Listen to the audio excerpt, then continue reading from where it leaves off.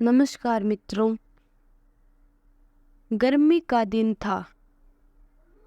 सुबह की खिली धूप में एक टिड्डा बड़े मज़े से घास पर फुदक रहा था।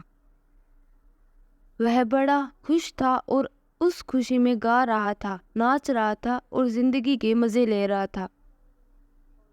एक और जहाँ टिड्डा अपनी मस्ती में लगा हुआ था, वहीं दूसरी ओर एक चिंटी अनाज के दाने को पीठ पर ढोकर अपने बिल में ले जा रही थी।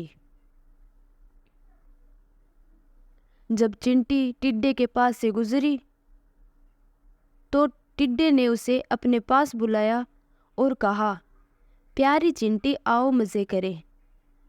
लेकिन चिंटी ने मना कर दिया और अपने काम में लगी रही। वह पूरे दिन कड़ी मेहनत कर एक एक कर अनाज का दाना खेत से उठाकर अपने बिल तक ले जाती रही। अपनी मस्ती में डूबा टिड्डा चिंटी को देखता और हंसता। वह बार बार उसे अपने पास बुलाता और कहता, प्यारी चिंटी, तुम क्यों इतनी मेहनत कर रही हो? आओ कुछ देर आराम करो, मेरा गाना सुनो और गर्मी के लंबे और उजले दिन हैं। ऐसे खूबसूरत दिन इस तरह से मेहनत करके क्यों बर्बाद करना? चिंटी बोली, मैं ठंड के मौसम के लिए भोजन इकट्ठा कर रही हूँ। मेरी सलाह मानो तो तुम भी ऐसा ही करो, वरना बाद में पछताओगे। अभी से ठंड के मौसम के बारे में क्यों चिंता करना? टिड्डा बोला, मेरे पास पर्याप्त भोजन है और ठंड का मौसम तो अभी बहुत दूर है। उसकी तैयारी करने के लिए बहुत समय है। अभी का समय तो मैं आराम से सोते हुए और मज़े करते हुए बिताना चाहता हूँ। मेरी मानो तो मेहनत छोड़ो और मज़े करो।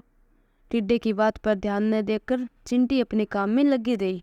पूरी गर्मी मेहनत कर उसने अपने बिल में ढेर सारा अनाज इकट्ठा कर लिया,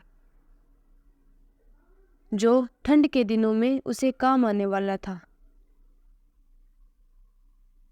उधर टिड्डा ठंड के मौसम की तैयारी के स्थान पर पूरे दिन नाचता गाता रहा। अपनी मस्ती में उसे होश ही नहीं रहा कि गर्मी के दिन बहुत लंबे समय तक नहीं रहने वाले हैं। जल्दी ही ठंड के दिन और फिर बरसात के दिन आ जाएंगे और जो उस जैसे जीवों के लिए मुश्किल भरे दिन होंगे। धीरे धीरे गर्मी चली गई और वसंत का मौसम आ गया।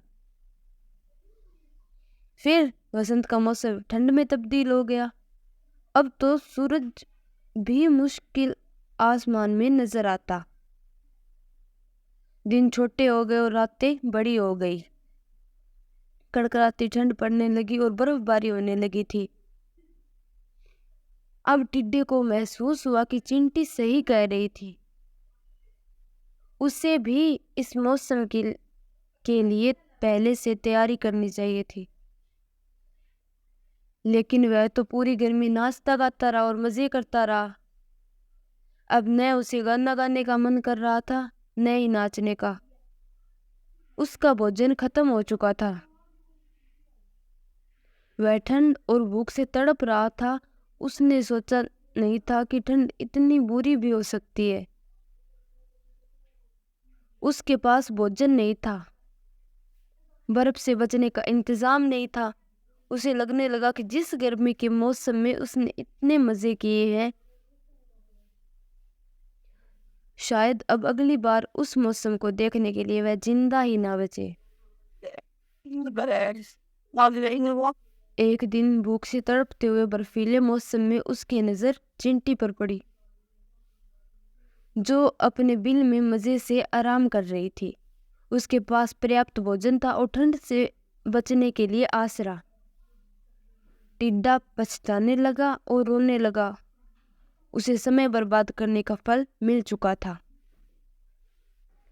दोस्तों, समय का सदुपयोग करें, अन्यथा समय हाथ से निकल जाने पर पछतावे के सिवाय कुछ हाथ नहीं आता। धन्यवाद।